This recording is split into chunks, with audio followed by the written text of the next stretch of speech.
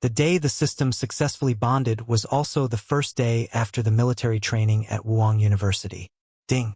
Helpfulness system successfully bonded. Current level 1 can bond with one person only. Target must be weaker than the host. Countdown 10 minutes. The system was finally here. Over the years, I've done countless good deeds. Freeing fish from their misery. Giving student practice workbooks to those who perform good acts. Helping elderly men with their park chess games. Rescuing stray cats and dogs. Anyone would praise me as a good person. A helpfulness system. Of course, it's only right that it's mine. I looked at the internal panel. Helpfulness level 1. Host Jangai. Bonding effect. Permanently a higher cultivation realm than the bonded target. Permanently one major realm higher. This is a world of spiritual revival where cultivation has 9 stages. Body tempering, vital energy, spirit C, heavenly strength, divine ability, bitter thought, domain, heaven and earth and godhood. With this system, I'd start a whole stage above anyone else. A head start no one could beat. But what was with the countdown? What happens if I don't choose in time? I didn't know, but it surely wouldn't be good system. How do I bond? I asked. Face interaction is sufficient. Really? Couldn't you at least provide a QR code for convenience? The first person who popped into my mind was Luanhin, my high school classmate. We agreed that if we got into the same university, we'd give dating a try. Not that it was a big deal if we didn't, but at least I knew her well enough. It was better than picking a random stranger. I called her via video. Busy line. Called again. Still busy. I switched to a phone call and even sent her a message. Jin, where are you? It's urgent. The only response I got was her cold, busy signal. Later, I would learn that at the time she was on a video call with a handsome senior, laughing sweetly and thanking him profusely for securing her position in the student council. Meanwhile, she ignored my desperate calls. I raced to her dormitory and coincidentally ran into her roommate, Xinjing, whom I treated to a meal before. Xinjing, can you help me tell Shenzhen to come down? It's urgent. Only need 5 minutes, I pleaded. She nodded and went upstairs. By then, there were 5 minutes and 15 seconds left on the countdown. Shunjing conveyed my message, but Xian frowned when she saw it. What could possibly be so important right after college started, enough to warrant rushing her? Reluctantly, she ended her video call, glanced in a mirror to admire her makeup, and scoffed. The more anxious he is, the less I care. Men should be trained for patience. If you're too eager, they'll walk all over you. He wanted me down in 5 minutes. I'll come in 6 for minutes left on the timer. That's it. I wasn't waiting anymore. If she ignored my calls, dismissed my video attempts, and avoided showing her face, even after Qinjing informed her of my arrival, it was clear whatever video call she was on, she didn't want me nearby while she was having it. Screw her arrogant games. I turned around and began searching for another target to bond with. Criteria: attractive, kind-looking, preferably not well off. Good looks often mean higher spiritual potential. Kindness ensures gratitude, and someone struggling financially will better appreciate what little I can offer. The system, after all, is labeled helpfulness and marked as level 1. Upgrades likely depend on fulfilling this theme. Clever me. I scanned around, moving from dorm buildings to the central plaza to the cafeteria entrance. Then I saw her and hit the jackpot. It was 2:30 p.m., a quiet time in the cafeteria. At a corner table sat a girl in the most ordinary outfit, simple long sleeves and pants. Her long hair concealed much of her face as she silently ate a bowl of salty broth-soaked bread dumplings. Despite the modest look, something told me she was a beauty, a stunning one at that. Her serene aura stood out, unmissable, even in such a simple act of eating. You can't fake such grace. 1 minute remaining. It had to be her. I strode over and sat across from her boldly. Hi there, fellow student. Nice to meet you. I'm Zhang Bai. Zhang as in river, Bai as in morning white. Ding. Bonding successful. Target. And he, the host, is advised to assist in Heihe in all aspects. Completing assistance tasks earns points. Collect 10,000 points to upgrade the system. Hell yes, I'm the king of the world. Still chewing on a mouthful of dumpling. The girl's cheeks puffed out as she blinked at me with her dew-like eyes, alarmed and confused, bathed in dim cafeteria light. There was no hiding her delicate cherry lips, hybrid nose, and ethereal beauty. And then the change hit me. A rush of energy surged through my body. My bones cracked, my muscles firmed, and I could hear my blood rushing through my veins. Pain seared through my body, accompanied by a faintly unpleasant smell. Oh no, I was undergoing a physical transformation, moving up to the body tempering stage. I couldn't let this happen in the cafeteria. It had reeked and embarrassed me to death. Without hesitation, I shoved my phone, ID card, and meal card across the table to her. Hold these for me. I've got an emergency. Call me later if needed. I bolted out of the cafeteria, sprinting back to the dormitory like a cheetah. With the foul smell I left in my wake, people could have mistaken me for a mobile disaster zone. Bang! I kicked open the dorm room door. Jesus! Young Bai! Did you crap yourself? I darted into the bathroom as water gushed from the faucet. My 3 roommates pinched their noses, standing near the door, horrified. The sour stench was unbearable, like the grime between overworked toes. Hey, are you okay? Need us to call 911? Nope, I grunted. Just going through a transformation. But the revival ceremony hasn't even started. How are you converting your bones already? I must be naturally gifted. Bleg, I barely managed to reply. The 3 of them exchanged looks, envy written all over their faces. Normally, people only break into the body tempering stage after the official revival ceremony. For me to do so ahead of time meant I was either a rare prodigy or from a wealthy family, drenching me in resources. Either way, people would resent me for it. Back at the cafeteria, and he nervously stared at the belongings I'd left behind. Her grandmother had warned her to be wary of city people. They were full of tricks. What should she do now? She couldn't just throw these away, but she also couldn't afford to replace them if something went wrong. As she hesitated, my phone buzzed. It was a call from someone named Luen. Excited that the owner's contact was returning so quickly, and Hai eagerly answered, ready to return the items. But on the other end was an angry, sharpened female voice. Who are you and why do you have Jang Ba's phone? Xian Jean had finally descended from her loft of indifference, looking for me after not finding me outside, but receiving my phone in another girl's hands. That only fanned her mounting rage, startled and flustered by Zenhin's hostility, and Hai stammered before quickly retorting, I'm not telling you. Then she promptly hung up, stuffing the items into her canvas bag with a look of guilt, as though she'd committed a crime. She briskly left the cafeteria, but even anxious, she didn't forget to responsibly return her food tray. Back in her dorm, Jean stood frozen.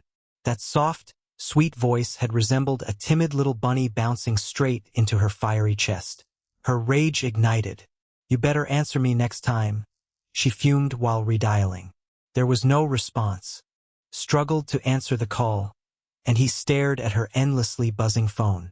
Bitter-faced, she couldn't bring herself to answer.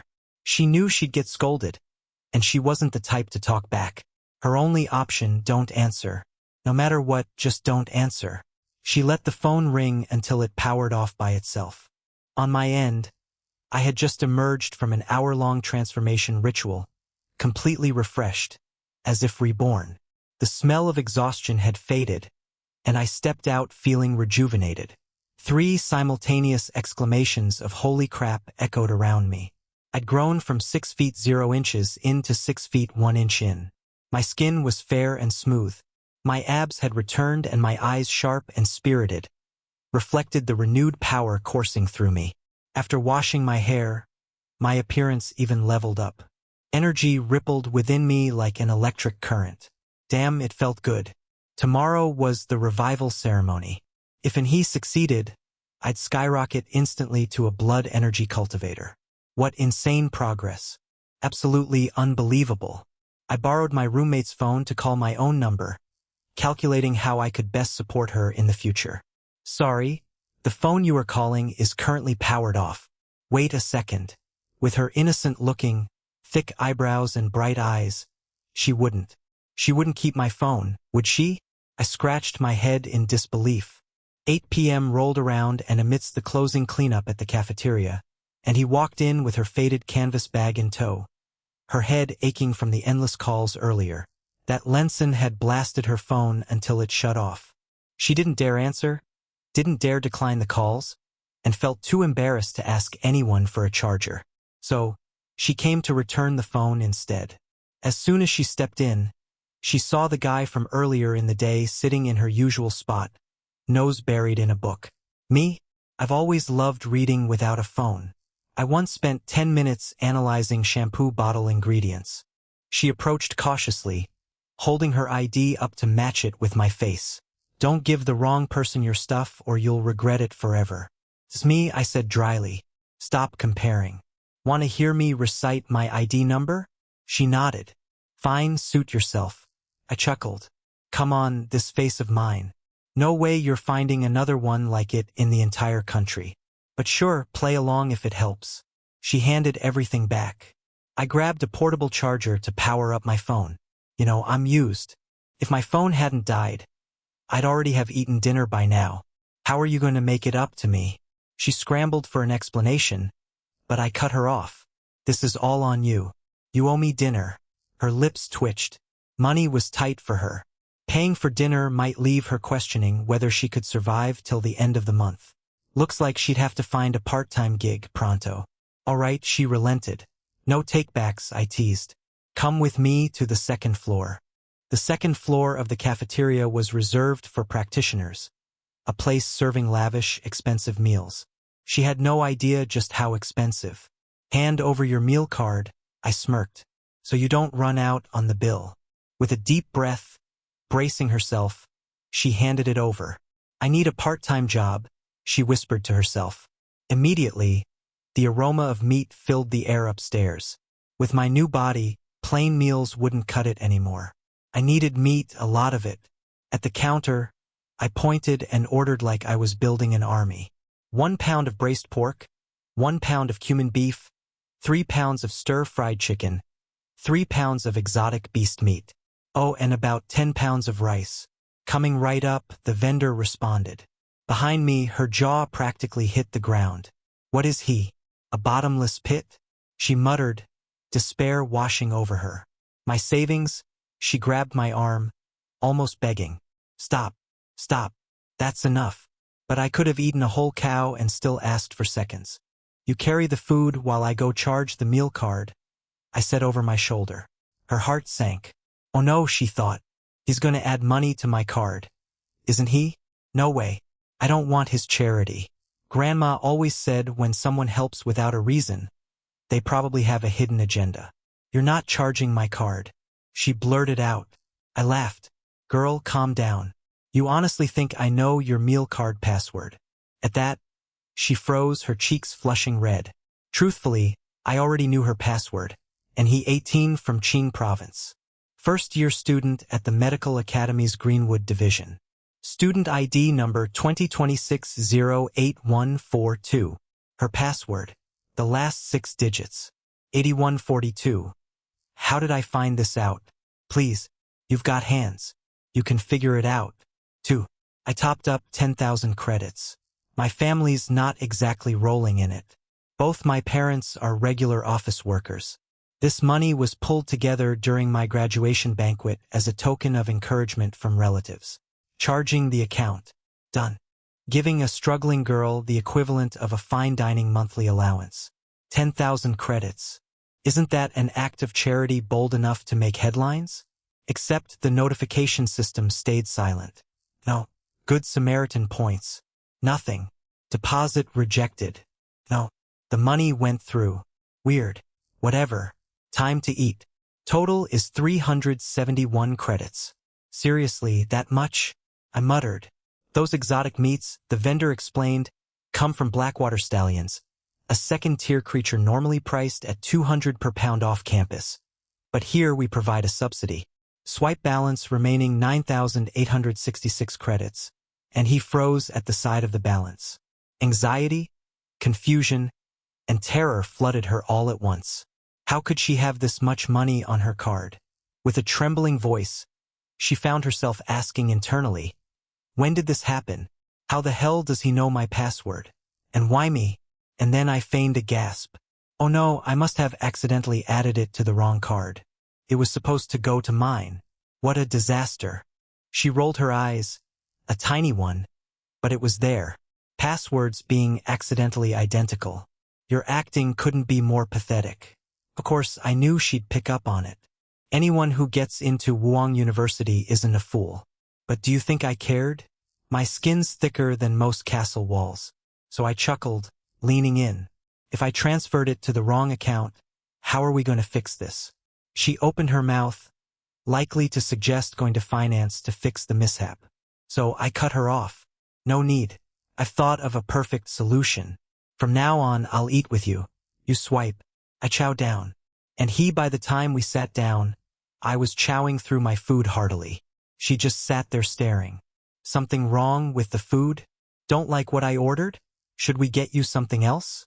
No, no need. I'm not hungry, she said, her voice soft. I laughed again. Not eating, huh? Fine then. Plopping a mountain of rice with a hefty slab of meat onto her plate, I shoved it towards her. Eat. I've ordered enough for two.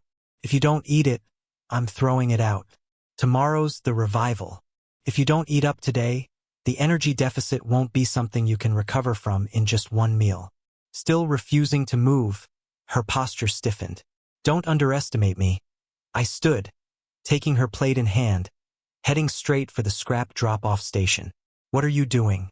She yelled, panic in her voice. Eat or waste. Your choice, I said over my shoulder.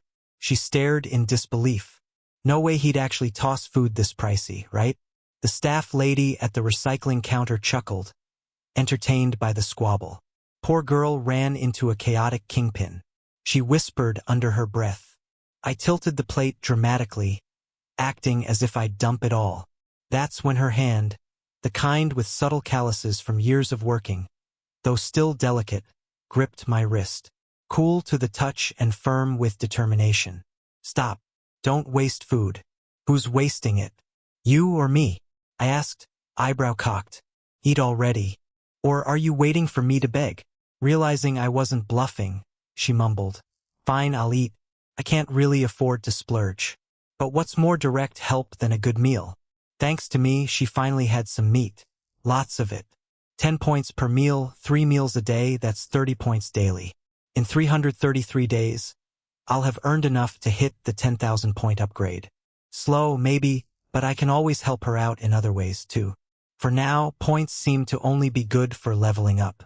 Whether or not they'll be convertible to something else later remains to be seen. As I calculated, my hands and mouth didn't stop moving. The more she watched, the wider her eyes got. Boy, can I eat. If she were born into my family, she'd bankrupt my grandmother in 2 days. I cleaned my plate, soup, and rice polished off without a drop left, wiped my mouth with a napkin, and leaned back. Ah, satisfying. Do you think I'm handsome? I suddenly asked. She froze. If not, then why are you so entranced staring at me? Her face instantly flushed and she dropped her eyes in a panic. It's okay, I added. You aren't the only one who thinks so. What can I say? I got thick skin. Add me on WeChat, I said. I'm broke right now, so I'll need to rely on your meal card for food. I don't use WeChat phone number. Then she gave me her number. I noted it down and had her save mine, too. Call me tomorrow when it's time to eat. But I got up and left. Walk her back. Nah, it's just a short way. She can make it back herself. I'm helping people, not chasing a girl. She stared after me, befuddled by my nonchalant departure. Just like that. Although, come to think of it, it wasn't really a big deal. For some reason, she felt relief.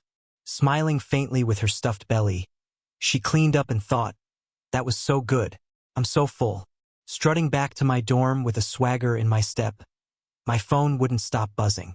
99 missed calls from Luhin, all from her. I didn't answer. You see, earlier when she ignored my 11 calls, 2 video chats and 15 texts, I tallied them all until she makes up for them one by one. I don't plan to answer hers. I'm not one to take a loss. Kids, your king is back. Our dorm, 213, housed 4 students from the close quarter combat class of the Cultivation Academy.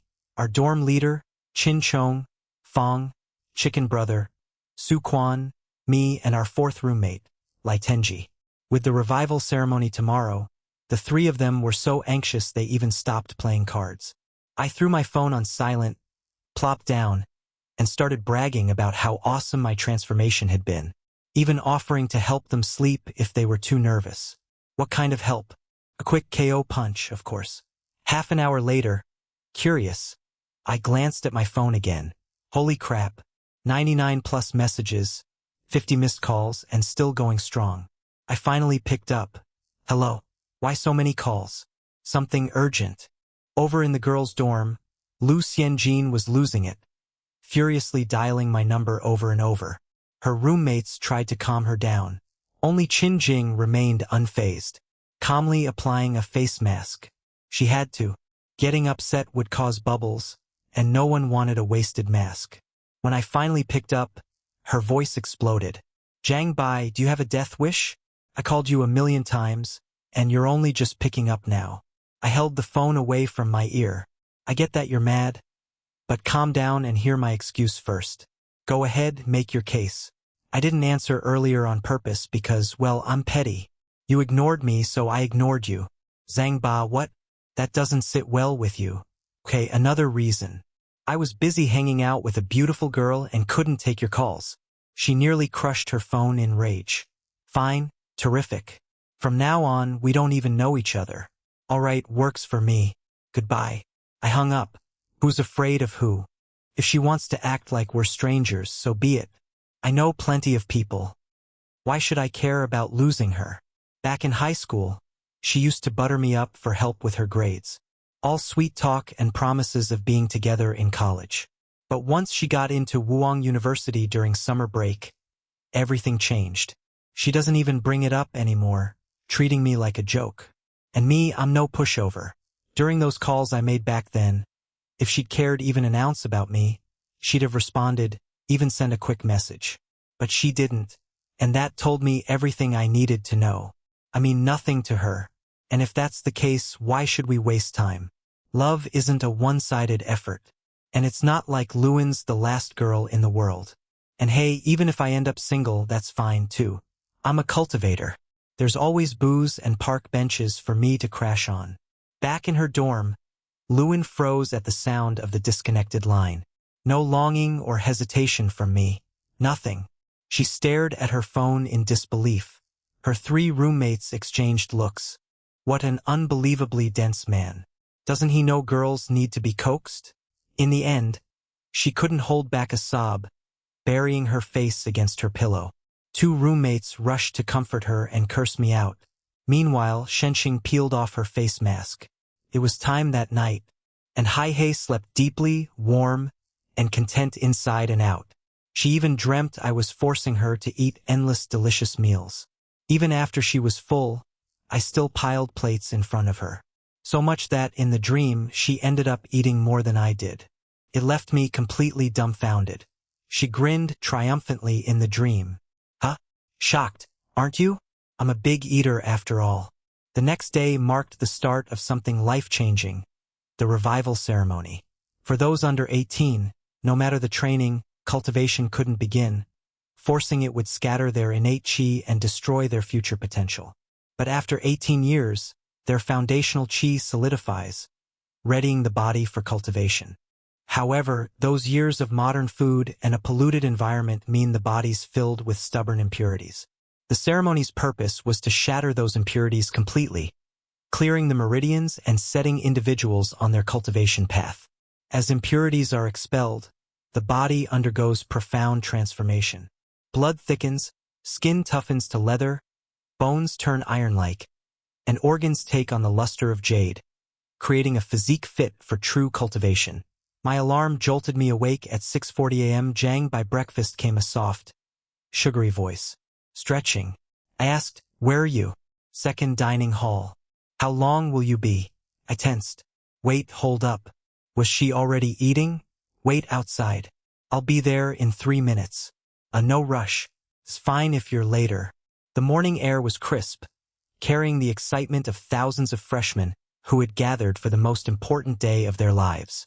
Every pathway leading toward the Awakening Plaza was packed with students dressed in fresh academy uniforms, their conversations filled with equal parts confidence and anxiety. I hurried toward the second dining hall exactly as promised. The moment I stepped around the corner, I spotted her immediately, and Hai stood quietly beneath a large maple tree, clutching the straps of her faded canvas bag with both hands. She looked completely out of place among the flashy freshmen wearing expensive spirit artifacts and designer academy robes. Yet somehow, she was the one who caught everyone's attention.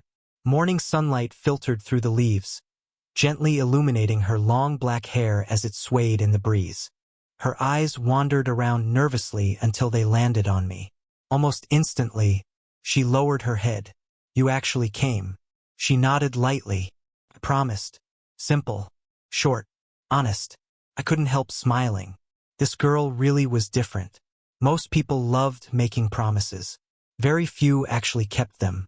"You already had breakfast?" She shook her head. "I was waiting." "Waiting? For me? Interesting. Normally girls hated waiting, especially for guys. Yet here she was, standing outside since before 7 in the morning just because I'd casually told her yesterday to call me before breakfast. The helpful system suddenly chimed. Ding. Detected helpful behavior. Target has developed preliminary trust. Reward, 20 helpfulness points. Current points, 2010,000. Nice.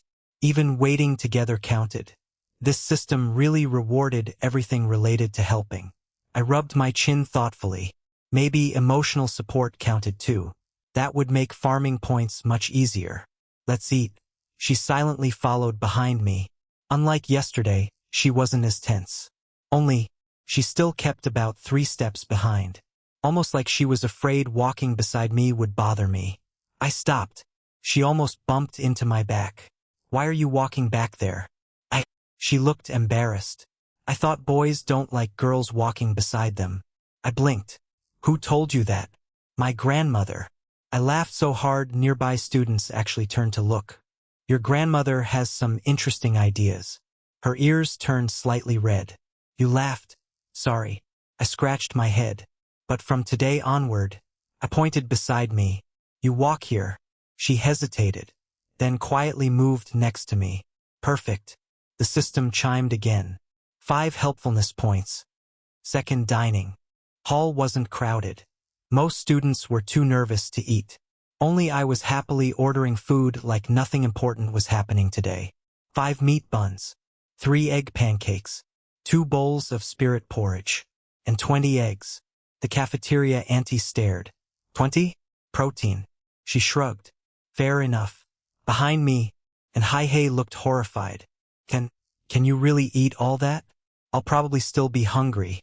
She looked at my stomach, then at the mountain of food, then back at my stomach. "Impossible." I grinned. "Watch me."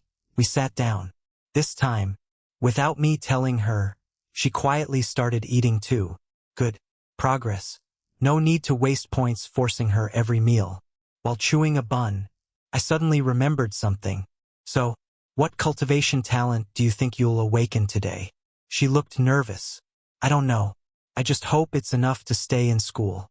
That answer surprised me. Most freshmen dreamed about becoming legendary cultivators. She simply hoped not to be expelled. "You don't have any big dreams?" She thought for several seconds. Finally, she whispered, "I want my grandmother to stop working." I froze. That simple sentence carried far more weight than all the ambitious speeches I'd heard yesterday. She wasn't cultivating for glory. She wasn't cultivating for fame. She simply wanted her only family to rest. No wonder the system chose her. Helping someone like this actually felt worthwhile. Ding. Host emotional alignment with helpful path increased. 30 points. Current points, 55. Interesting. Even genuinely wanting to help rewarded points. So intentions mattered too. Good to know. Just then, the academy sirens echoed across campus. Woo-woo. Every conversation stopped instantly. A deep, authoritative voice spread through the entire university. All first-year students, proceed immediately to Awakening Plaza. The revival ceremony will begin in 30 minutes. The atmosphere changed instantly. Students who had been laughing moments earlier suddenly became serious. Some clenched their fists. Others whispered prayers. A few even cried quietly. After all, today's awakening would determine their entire future. An ordinary talent meant an ordinary life. A heaven-grade talent could change not only your destiny, but your family's destiny as well. I stood up. Let's go. And Haihei nodded. As we walked toward the enormous central plaza, thousands of students merged into one massive crowd. The Awakening Plaza was breathtaking. Ancient stone pillars stretched toward the sky. Gigantic spirit arrays glowed beneath everyone's feet. Floating crystal platforms circled slowly overhead, each engraved with thousands of mysterious runes. Even before the ceremony began, the pressure alone made breathing difficult. Professors in silver robes floated through the air without any visible support. True cultivators. Every freshman stared with burning eyes. One day, they wanted to stand there too. At the front platform stood the university principal, an elderly man with completely white hair. Despite his age, his presence alone silenced nearly 10,000 students. He smiled calmly. "Welcome, freshmen." His voice wasn't loud, yet every single person heard him clearly. "Today, you officially step into the path of cultivation. Remember, talent determines where you begin, but character determines where you finish." Those words echoed through the plaza. My helpful system suddenly vibrated. Emergency mission detected. During today's awakening ceremony, protect bonded target. And Haihei, mission reward. Unknown. I frowned. Protect her? From what? The ceremony hadn't even started, yet the system was already warning me. Something was about to happen. The awakening ceremony had been held every year for decades. It was supervised by dozens of professors and protected by high-level cultivators. Nothing should have been dangerous, yet the system had never lied before. I glanced sideways, and Haihei stood quietly beside me, both hands clasped together in front of her chest. Her breathing was slightly uneven, and her eyes remained fixed on the glowing formation in the center of the plaza. She looked nervous, very nervous. I leaned closer. "Scared?" She nodded honestly. "A little."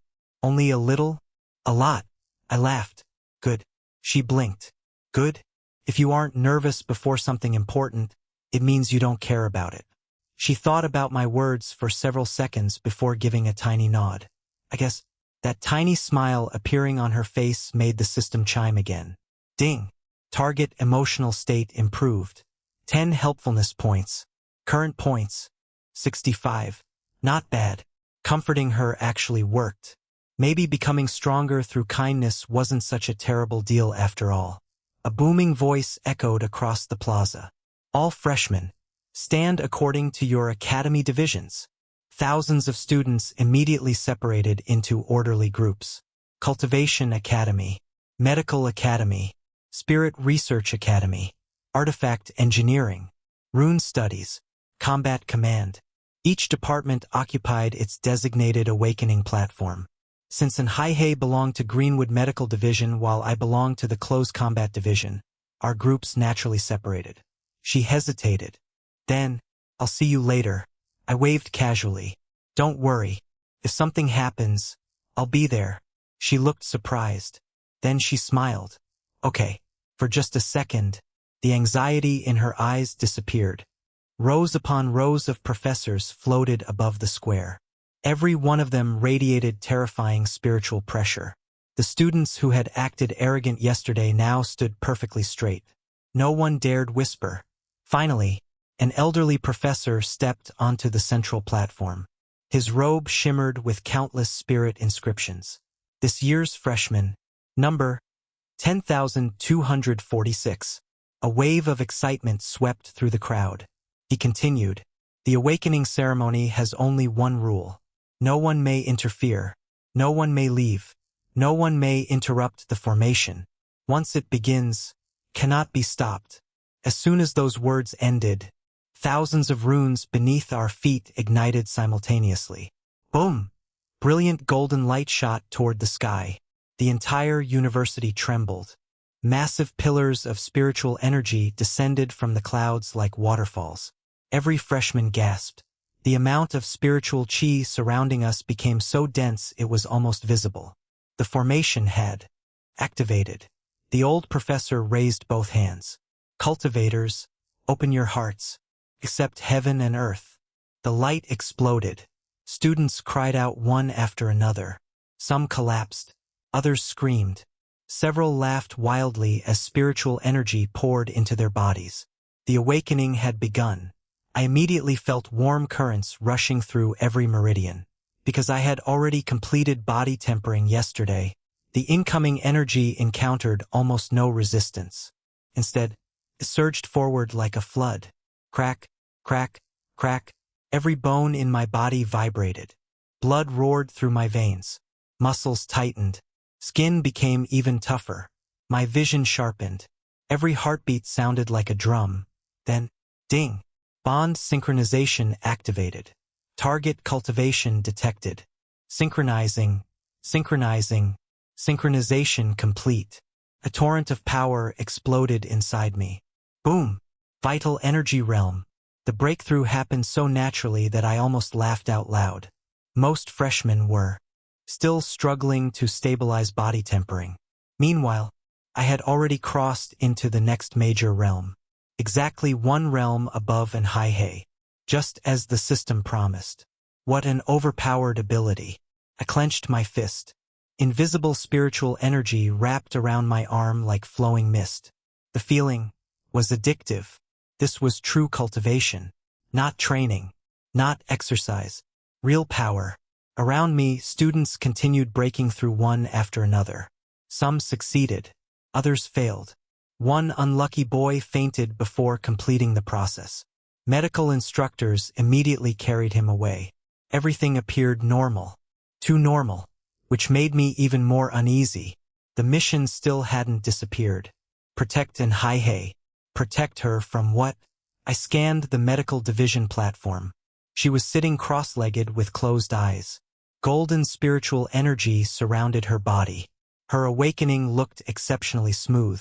Good. Nothing seemed wrong. Then, the helpful system suddenly flashed bright. Red. Warning. Warning. Hostile intent detected. I froze. Hostile intent? Where? My eyes instinctively searched the crowd. Students. Professors. Medical staff. Everyone looked focused on the ceremony. Then, I noticed someone, about 50 meters away. A young man wearing an expensive Crimson Academy uniform. Second-year student. His badge confirmed it. He wasn't participating. He was simply watching. Watching. And Haihe. His eyes never left her. Something about that gaze made my instincts scream. Greed. Possession. Calculation. He wasn't admiring beauty. He was evaluating value. Almost like he had found treasure. The system chimed again. Target possesses hidden constitution. High-value talent detected. Probability of being targeted. 97. Wait, hidden constitution? And Haihe? Nobody mentioned that yesterday. No wonder the system wanted me to protect her. The awakening continued. Suddenly, boom!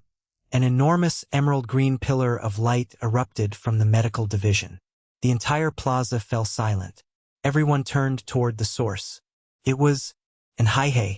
Spiritual energy swirled around her like a tornado. Flowers carved into the ancient formation actually began blooming. Tiny green leaves sprouted from cracks in the stone floor. Even the dying trees surrounding the plaza began producing fresh buds. The professors stood up instantly. What? Impossible. A natural wood resonance. No, that aura. One elderly dean trembled. It can't be. Another professor shouted excitedly. Supreme Emerald Spirit Body. The entire university exploded into chaos. What? A supreme constitution? Isn't that legendary? She awakened one. I've never heard of anyone possessing it. Students stared with open Mouths. Some looked envious. Others looked shocked. The crimson-uniformed senior smiled. Exactly as I feared. Not admiration. Satisfaction. Like a hunter finally spotting rare prey. The helpful system screamed. Emergency. Danger level increased. Mission priority elevated. Protect bonded target at all costs. My heart skipped a beat. Something was about to happen. Far above the plaza. Even the vice principals had begun flying toward an high hay. The atmosphere became unbelievably tense. She herself, however, still sat there with closed eyes, completely unaware that in just a few seconds, her peaceful university life was about to change forever. The awakening plaza gradually emptied as freshmen celebrated, cried, or hurried to report to their respective academies. Only a handful of professors remained, still discussing Lena Ashford's unprecedented awakening. Kai stood beside her, scanning the surroundings. Something felt wrong. The helpful bond system had warned him that the real danger would arrive within 12 hours. That meant whoever was after Lena wasn't part of today's ceremony. They were coming from outside. Lena adjusted the strap of her worn canvas bag and glanced at Kai. Are we going back now? Kai nodded. For now. They walked away from the plaza, leaving behind the noise of excited students. Unlike everyone else, neither of them spoke much. Kai was busy thinking. If powerful people were coming for Lena, then he needed information. Fast. The system wasn't going to protect her. It had chosen him to do that. As they entered the tree-lined path leading toward the freshman dormitories, the atmosphere became strangely quiet. Even the birds seemed to have disappeared. Kai slowed his pace. Lena noticed. What's wrong? Instead of answering, Kai looked around carefully. The path was empty. Too empty. Then, crunch. A dry leaf cracked behind them. Kai turned instantly. No one. Another sound. This time from the opposite side. His muscles tensed. The system flashed. Shared intuition activated. A wave of fear flooded Kai's mind. It wasn't his own. Came from Lena. She had sensed it too. Without hesitation, Kai stepped in front of her. Stay behind me. Her heartbeat quickened. Kai. Before she could finish, a calm voice echoed from the shadows. Excellent instincts. A tall man wearing a charcoal gray cloak stepped onto the path. His face was hidden beneath a hood. No academy badge. No student uniform. Just silence. Another figure appeared behind them. Then another. 3 strangers. They surrounded the narrow path without making a single threatening move. Kai quietly clenched his fists. Vital energy gathered beneath his skin. The man in front smiled faintly. Relax. We're not here to hurt anyone. Kai didn't move. People who say that are usually lying. The hooded man chuckled. Fair point. His gaze shifted toward Lena. So, you're the girl. Lena instinctively stepped closer to Kai. The stranger noticed. Interesting. Very interesting. He looked back at Kai. And you? The bond has already formed. Kai's expression hardened. How do you know about that? The man's smile disappeared. Because we've been searching for someone like her for nearly 20 years. Kai's pulse quickened. 20 years? Lena wasn't even 20. The stranger continued. Her awakening confirms everything. The Emerald Heartline still exists. Lena frowned. I don't understand. I don't know what you're talking about. I know. The man's voice softened. Because your grandmother never told you. Before anyone could say another word, a violent pressure descended from above. Boom! The sky darkened. Every tree along the path bent violently. The hooded man's eyes widened. So soon? Kai looked upward. The clouds were splitting apart. A black crack stretched across the sky as though reality itself had been torn open. Students across the academy screamed. Professors instantly flew into the air. Alarm bells rang throughout the university. The hooded stranger cursed under his breath. They found her. A deafening roar echoed across the heavens. Something enormous was descending. It wasn't a beast. It wasn't a person. It looked like a gigantic floating obsidian gate covered in ancient silver chains. Every cultivator who saw it froze. as if it didn't care about the Academy's defenses. Kai felt cold sweat running down his back. His system suddenly displayed another notification. World event triggered. First eclipse descent. Difficulty, unknown. Recommended cultivation, unavailable. Host survival probability, 18. Kai stared at the number. 18%. That wasn't a challenge. That was almost certain death. Lena looked at him with frightened eyes. What do we do? Kai took a slow breath, then smiled. We survive. The hooded stranger suddenly tossed Kai a small black ring. Catch. Kai grabbed it instinctively. The man spoke rapidly. If anything happens, put spiritual energy into that ring. It will lead you to us. Kai frowned. Who are you? The stranger gave a faint smile. We're called the Garden Keepers. Before Kai could ask another question, the three hooded figures disappeared like smoke. Gone. As though they had never existed. Lena looked around in confusion.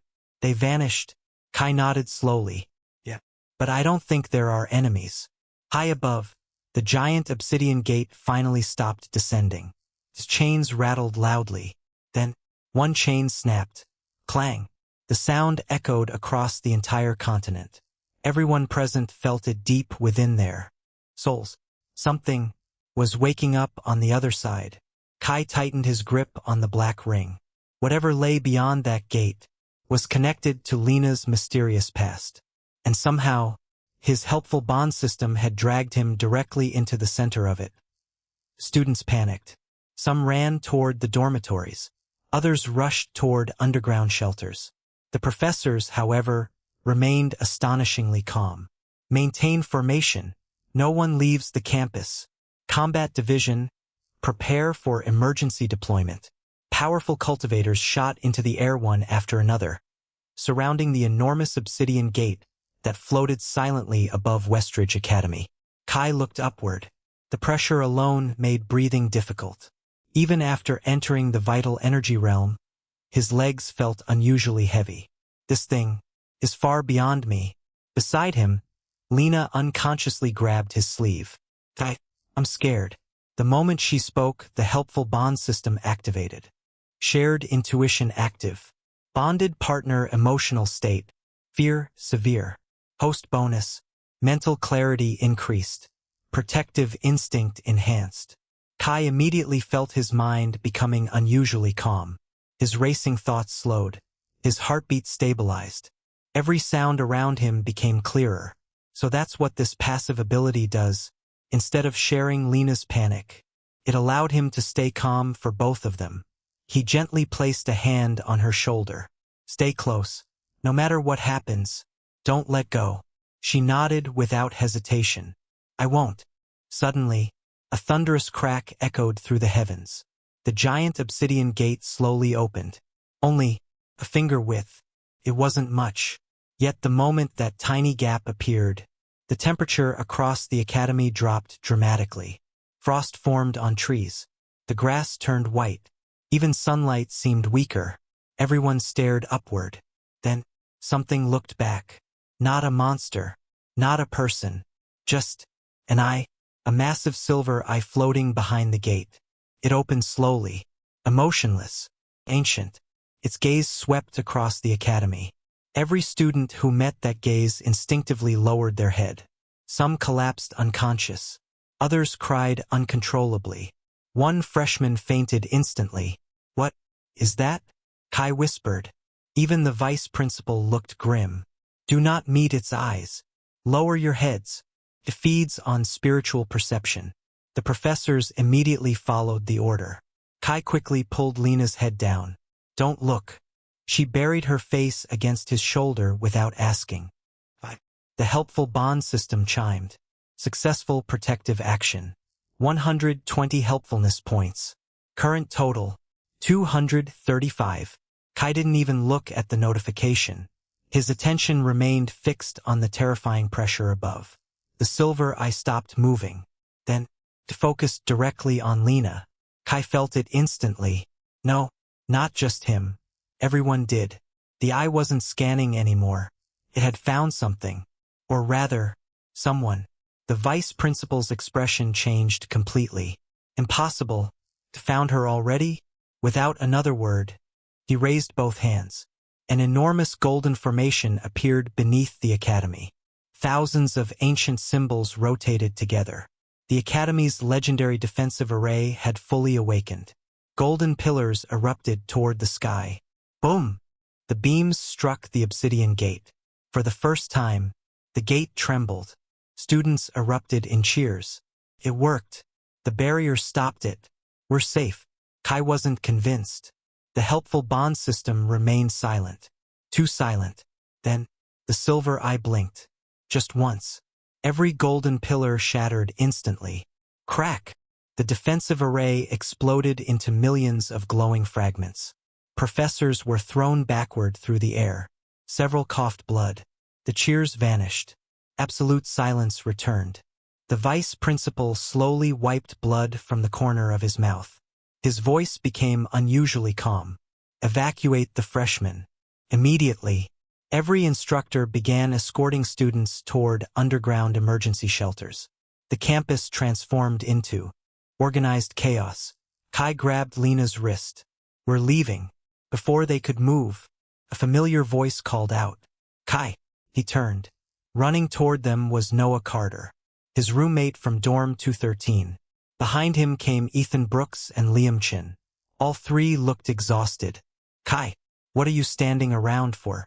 The shelters are filling up. Kai quickly nodded. We're coming. The four of them hurried together.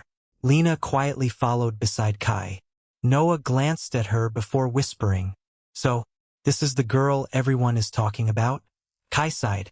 Unfortunately. Ethan frowned. Unfortunately? She's basically famous now. Kai looked toward Lena. She kept her head lowered. Every passing student stared at her. Some with admiration. Others with jealousy. A few with unmistakable greed. Kai disliked those looks. Very much. The system suddenly displayed another notification. New mission. Protect bonded partner's identity. Objective. Prevent unnecessary exposure. Reward. Rare bond skill. Kai frowned. Too late. Half the academy already knew who she was. Unless the system meant something else. Just then, Lena tugged gently on his sleeve. Kai. He looked down. She seemed troubled. What is it? She hesitated. I think someone is following us. Kai immediately stopped walking. His instincts sharpened. Without turning around, he listened carefully. Footsteps. 1, 2, 3. Not students. Too synchronized. Too controlled. He slowly glanced toward a nearby glass window. The reflection confirmed it. 3 figures dressed entirely in black. Keeping exactly the same distance. Watching. Waiting. Kai whispered, "Don't turn around. They're behind us." Lena's breathing became uneven. Are they the people from before? I don't know. But I don't intend to find out here. The emergency shelter entrance appeared just ahead. Hundreds of freshmen were already entering underground. The black-clothed figures stopped. None of them crossed into the brightly lit entrance. Instead, they simply watched. Watching Kai. Watching Lena. Watching, like hunters waiting for the perfect moment. Kai felt an uneasy chill. The academy might be safe for now. But sooner or later, they would have to come back outside. And when they did, whoever those silent figures were, would still be waiting. The massive steel doors of Shelter 7 slammed shut with a thunderous boom. For the first time since the Eclipse Gate had appeared, the terrified freshmen finally breathed a little easier. Rows of emergency spirit lamps illuminated the enormous underground chamber. Thousands of students packed the shelter. Some whispered nervously. Some sat against the walls with blank expressions. Others continuously refreshed the academy network, hoping for news. Kai, however, wasn't interested in rumors. His attention remained on Lena. She sat quietly beside him, hands wrapped around a paper cup of warm tea handed out by academy staff. She hadn't taken a single sip. Her fingers were trembling. Kai, she spoke so softly only he could hear. Is everyone looking at me because of today? Kai looked around. Dozens of eyes immediately shifted away. Not everyone, but enough. They're curious. I don't like it. I know. She lowered her head again. I wish I had awakened something ordinary. Kai smiled faintly. If you had, you wouldn't be you. She looked confused. What do you mean? It means, power isn't what makes someone valuable. It's how they use it. She remained silent for a long moment before giving a small nod. The helpful bond system appeared. Comfort successful. Bonded partner stress reduced. Reward, 80 helpfulness points. Current total, 315. New bond rank progress, 31. Kai dismissed the screen. These points were coming much faster now. Apparently protecting someone emotionally counted just as much as protecting them physically. Across the shelter, Noah waved. Kai, there are empty seats over here. Kai and Lena joined his roommates. Ethan handed Kai a bottle of water. So, you think that thing outside is really attacking the academy? Kai twisted the cap open. I don't know, but whatever it wants. His eyes shifted toward Lena. I have a guess. The others followed his gaze. Silence settled over the group. Liam finally sighed. That's rough. Lena looked embarrassed. I'm sorry. You don't need to apologize. Kai answered immediately. You didn't choose this. Before anyone could continue, the shelter lights flickered. Once, twice, then, darkness. Complete darkness swallowed the underground chamber. Several students screamed. Emergency generators failed to activate.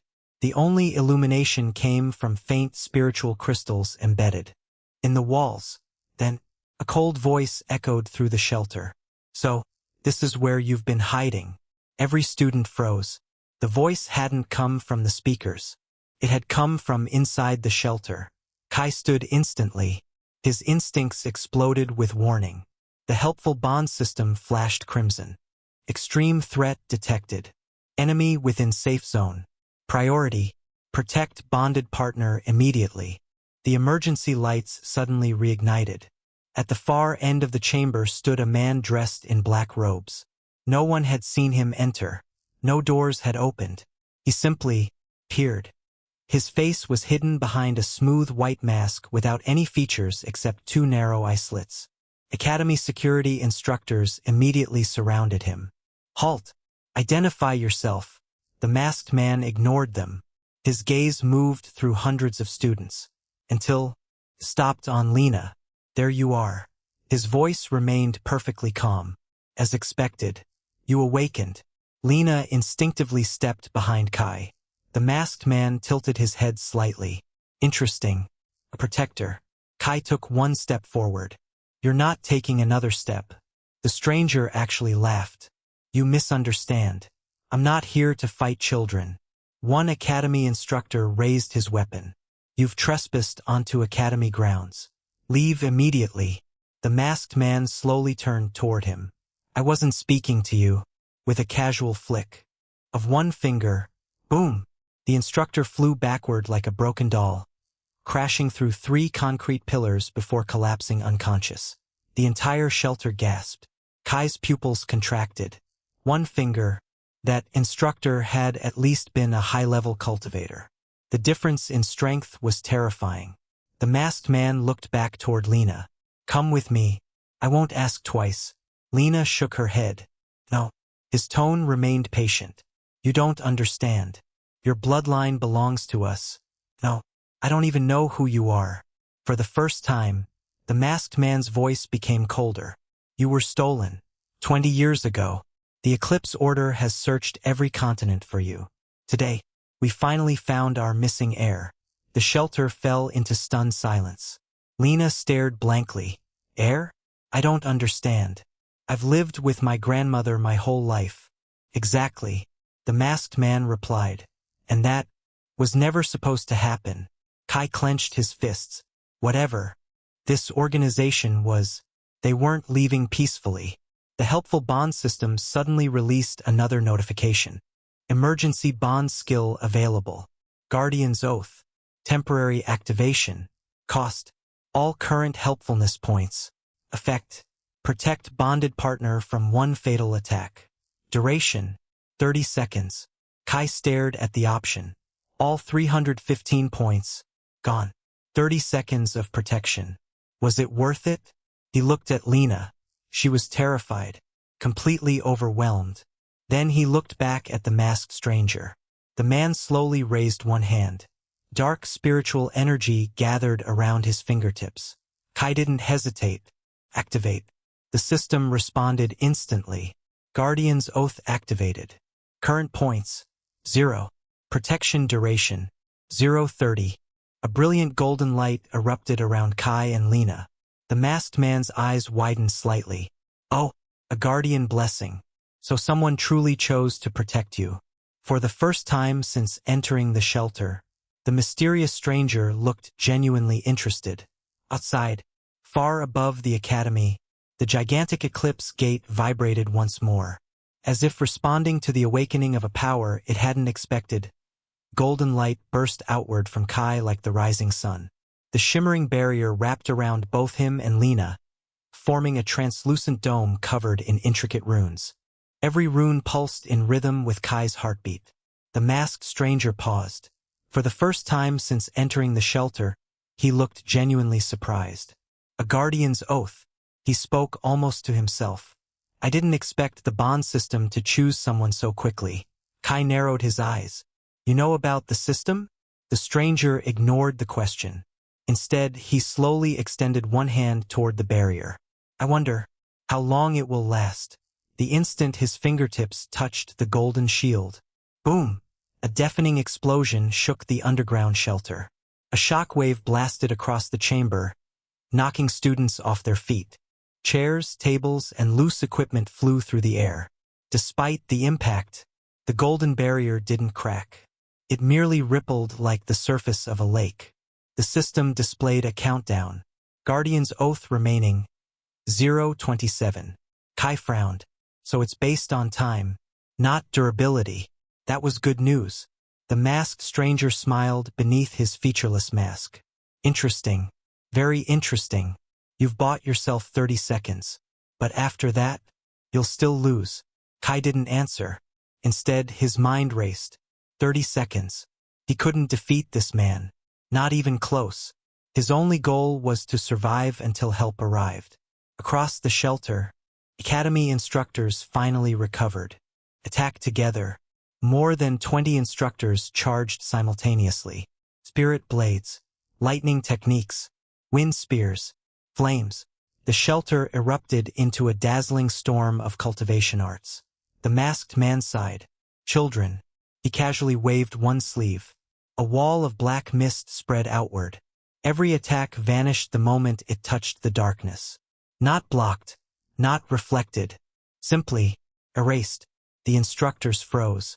One whispered in disbelief. He erased spiritual techniques. That's impossible. The masked man stepped forward again.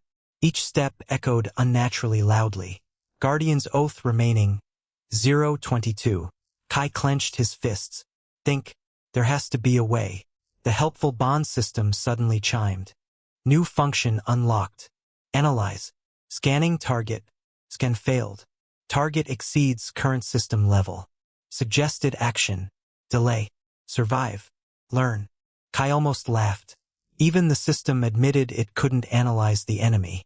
That meant this man was far beyond anything Kai could currently handle. Lena gently tugged on his sleeve. Kai, I'm sorry. He looked at her. For what? If I wasn't here. No.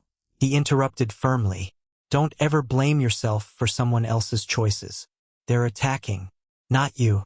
Her eyes became slightly moist. No one had ever said something like that to her before. The system chimed again. Trust increased. Bond synchronization, 42. New passive.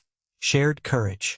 When one partner remains calm, the other's fear decreases. Kai immediately felt Lena's trembling begin to fade. She took a deep breath. Then another. Finally, she stepped beside him instead of hiding behind him. I'm not running. Kai smiled. Good. The masked stranger watched silently. Fascinating. The synchronization is progressing much faster than expected. So that's why they feared this system. Kai caught that sentence immediately. They? The stranger looked directly at him. The people who built your system. Before Kai could ask another question, a brilliant blue spear descended from the ceiling. Crash. The masked man finally moved. He disappeared from where he stood.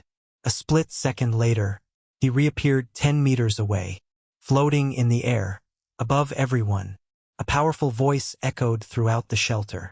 You've gone far enough. Every student looked upward. Hovering in the air was an elderly woman wearing deep sapphire robes. Her silver hair flowed behind her like a river.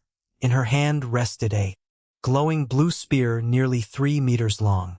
The academy fell silent. One instructor whispered excitedly, "Headmaster Aurora, she's here." The masked stranger gave a respectful nod. "So, the spear saint herself has arrived." Aurora's eyes were ice-cold. "You trespassed. You threatened my students. You'll leave." The masked man chuckled. "You know I can't." Without another word, both cultivators vanished. A fraction of a second later, the sky above the academy exploded. Boom! Even from underground, everyone felt the collision. The shelter trembled violently. Dust fell from the ceiling. Students screamed again. Kai looked upward. They're fighting outside, far above the clouds. The real battle had begun. The system displayed another notification. Main mission updated. Protect Lena Ashford. Current status, incomplete. Secondary objective, escape if academy defenses fail. Estimated time until next crisis, unknown. Kai slowly exhaled. The first battle wasn't over. It had only just begun. He turned toward Lena. "No matter what happens next, we stay together." This time, she didn't hesitate. She smiled for the first time since the ceremony began. "Promise." And somewhere beyond the shattered clouds, a pair of ancient silver eyes opened once more, watching, waiting, as if the true enemy had not yet made its move. The underground shelter trembled with every collision happening high above the academy. Each impact sounded like thunder. Dust rained from the ceiling. The emergency lights flickered wildly. Nobody spoke. Everyone listened, waiting, hoping, praying. Kai remained beside Lena, refusing to move even an inch. The helpful bond system projected a faint notification. Guardian's oath expired. Current helpfulness points, 0. Bond synchronization, 45. Status, partner safe. Kai let out a slow breath. The golden barrier surrounding them dissolved into tiny particles of light before disappearing completely. Without it, he felt strangely vulnerable. Lena noticed immediately. "The light, it's gone." Kai nodded. "It was temporary." "I'm sorry." She lowered her head. "You used it because of me." Kai smiled. "I used it because it was the right thing to do." The system chimed. 30 helpfulness points. Current points, 30. Kai blinked.